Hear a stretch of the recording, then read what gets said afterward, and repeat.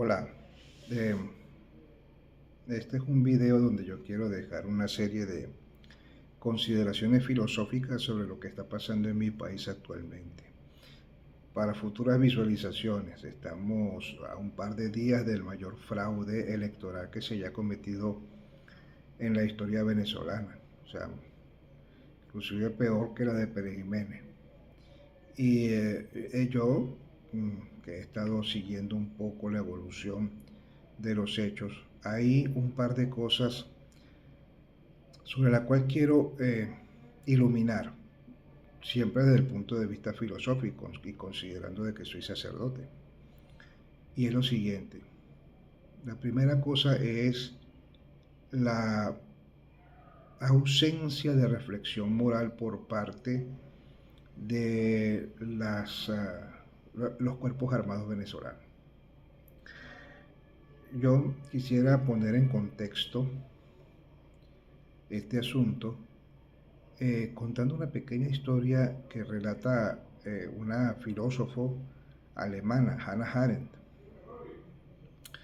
Después que cayó el régimen nazi, muchos se entregaron, otros fueron juzgados y algunos huyeron, sobre todo los cargos más altos que suelen ser los más cobardes. Y uno de ellos, eh, Adolf Eichmann me parece que se llamaba, era el encargado de la distribución y la logística de los campos de concentración. Ese huyó a Argentina. Eh, el gobierno israelí lo identificó, lo secuestró y se lo llevó a Israel para ser juzgado. Y Arendt le pidieron que fuese allí a ser como una especie de testigo de ese juicio que además era completamente anormal, porque bueno, fue capturado fuera del territorio, no cometió delito en el territorio, o sea, tenía una serie de cuestionamientos del tipo desde el punto de vista jurídico, pero al final reconocieron que fue un juicio perfectamente justo. Pero me voy a detener en lo que decía Arendt fue y se entrevistó inclusive con este Eichmann y decía que una de las cosas que más le aterraba era el hecho de que él no veía nada malo en lo que él había hecho. Simplemente decía, no, era la cosa más normal, era un día más en la oficina. Pues mandar a decir, mira, hay que eliminar a no sé cuántas personas del campo de concentración de Dachau o el otro de Auschwitz, lo que sea.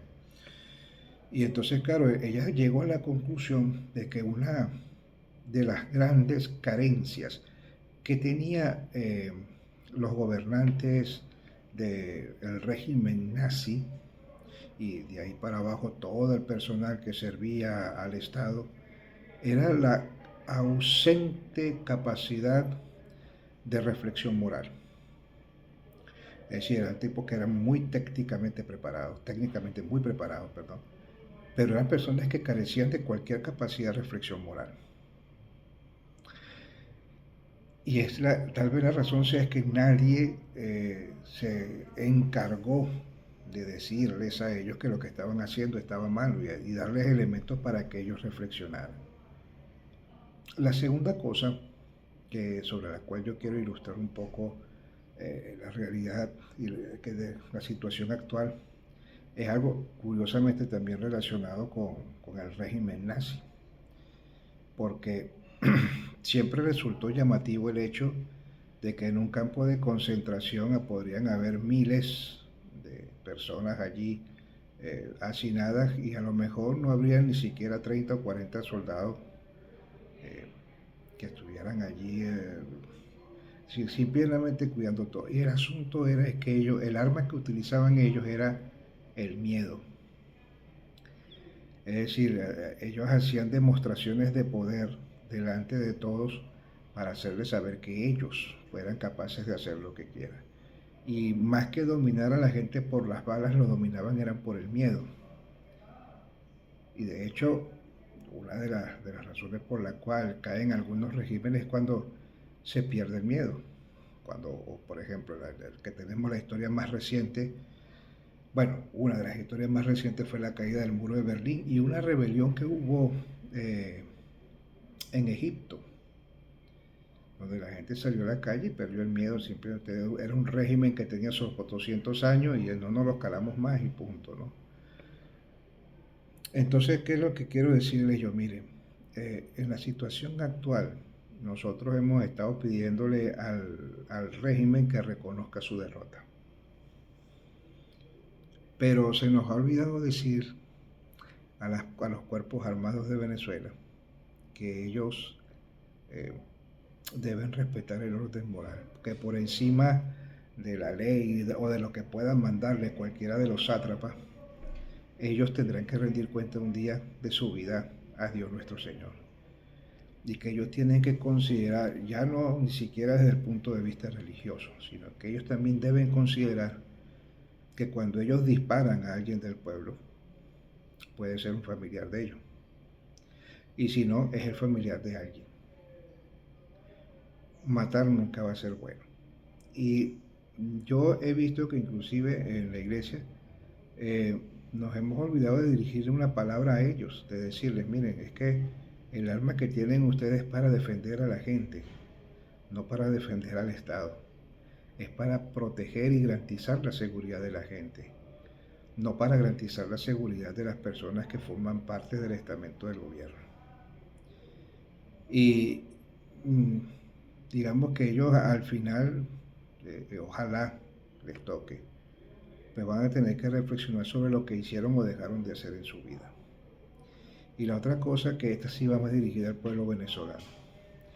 Al pueblo venezolano le agarró esta crisis con poca cultura en el manejo de los medios técnicos, ¿no? de las redes y los sistemas de mensajería.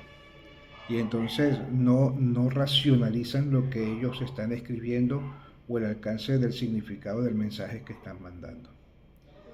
Lo digo porque ayer hubo una especie de rumor aquí en la región donde yo vivo, en Vargas, en La Guaira, ¿no? Que soltaron a los colectivos. Eran un grupo de 20 policías, 26, los conté, 26 policías montados en moto con un par de camionetas. Eran policías. Y las personas cuando mandaban esos videos los mandaban como un mensaje como diciendo, soltaron a los colectivos y tal, no sé qué. Y en realidad lo que estaban haciendo era haciéndole un flaco favor al régimen, porque estaban transmitiendo un mensaje para intimidar a la población. Cuando aquí, por ejemplo, aquí mismo en mi pueblo, Naiguatá, un grupo de jóvenes se enfrentó a casi 30 y pico de policías, eran muchos más policías, y tuvieron la valentía de hacerlo. Pero cuando estas personas mandan ese tipo de mensajes, lo que están haciendo es darle la herramienta que ellos no tienen, que es el miedo de la población. El venezolano tiene que aprender a racionalizar un poco lo que publica, porque hay laboratorios, existen laboratorios precisamente para tratar de manejar la información y lograr un objetivo en el comportamiento de la gente. Esas personas le están haciendo un flaco favor a Venezuela y le están haciendo un grandísimo favor al régimen. Entonces, consideremos esto. Primero, tenemos que darles elementos de reflexión moral a los cuerpos armados del país. Decirles, no levantes el arma contra un hermano tuyo, porque si no es una familia tuya, es la familia de alguien. Y que esas armas no están para defender al estamento del gobierno, están para defender a los que formamos parte de la república. Y en segundo término, tenemos que ser muy prudentes en el manejo de la información, cuidar la manera de lo que decimos, cuidar el mensaje que transmitimos, porque podemos entonces mandar un mensaje equivocado y lograr un comportamiento que no favorezca la libertad de Venezuela, sino que favorezca al establecimiento de las personas que forman parte del régimen dictatorial de Venezuela. Un gran saludo. Dios te bendiga.